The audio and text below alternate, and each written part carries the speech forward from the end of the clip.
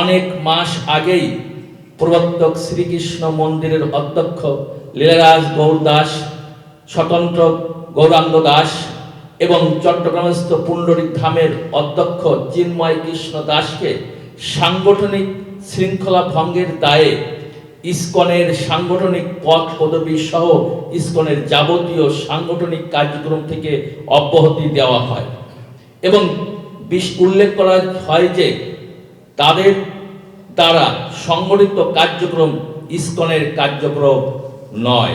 এছাড়াও গত ৩রা অক্টোবর ২০২৪ ইংরাজি তারিখে অফিসিয়াল বিবৃতির মাধ্যমে জানানো হয় যে চিন্ময় কৃষ্ণ দাস, চন্দন কুমার ধর ইসকন বাংলাদেশের মুখপত্র নন, তাই তার বক্তব্য সম্পূর্ণ তার ব্যক্তিগত।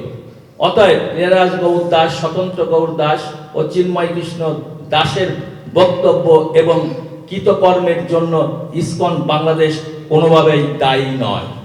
চট্টগ্রামের বিজ্ঞ আইনজীবী সাইফুল ইসলাম আলিফের নৃশংস হত্যাকাণ্ডের প্রেক্ষিতে ইসকন বাংলাদেশকে নানাভাবে জড়িয়ে উদ্দেশ্য প্রণোদিতভাবে আমাদের ধর্মীয় ও সামাজিক ভাবমূর্তিকে ক্ষতিগ্রস্ত করার অপচেষ্টা চলছে।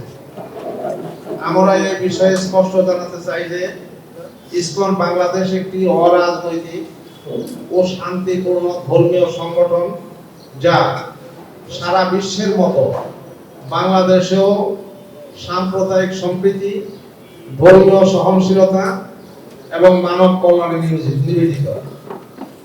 আমরা দার্শনিক কণ্ঠে ঘোষণা করছি যে বিভিন্ন গণমাধ্যম ও সামাজিক যোগাযোগ মাধ্যমে প্রচারিত এই সকল ঘটনার সাথে ইসকনের কোনো সম্পৃক্ততা নেই।